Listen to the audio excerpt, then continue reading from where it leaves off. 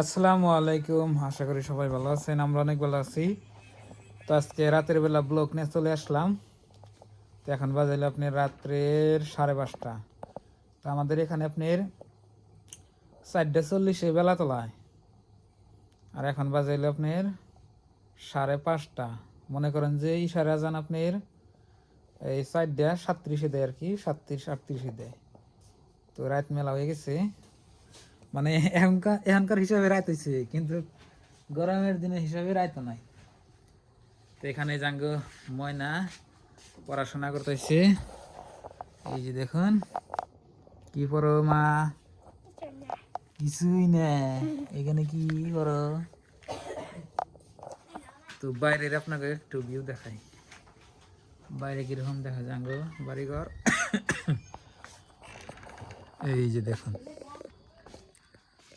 রাত্রের view, light জ্বলে রয়েছে এদিক ওদিক। এই যে দেখুন, এই যে আমার রান্নাঘরে লাইট জ্বলে রয়েছে।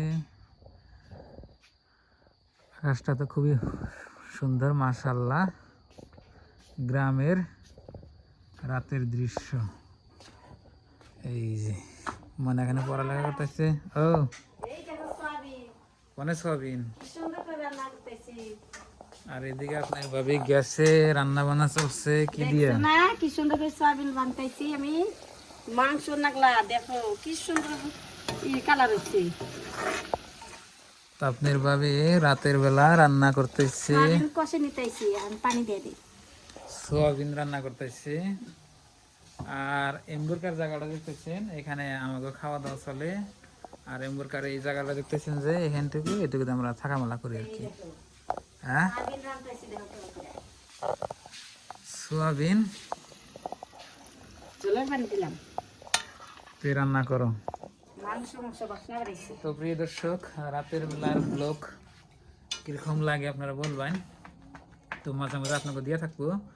তা আসলে আপনার শীতের দিনে রাতের বেলা আপনার এই যে বারবিকিউ, তারপরে অন্য কিবা কিবি খাইতে মন চায়, মানে চুলার পরে বইয়া এটা ওটা ভাজা ভাজা করলে পিড়া পিড়ি খাইলে মজা লাগে। আমি করি নাই চুলার পরে, আর কোন বইবে মাটির চুলায় রান্না করলে মজা লাগে। তো আজকে তো আমাদের এই যে গ্যাসে রান্না করতেছে আপনার ভাবি।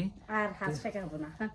2-1 দিন পরে আমরা মাটির চুলায় পিঠা পিঠি করবো, সব কিছু আপনাকে দেখাবো। পিঠা বানাবো, ভাবা পিঠা।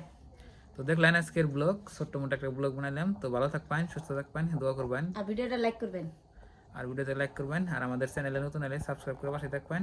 তো আজকের নিকে বাই বাই, খুদা হাফেজ, থ্যাংক ইউ, আসসালামু আলাইকুম।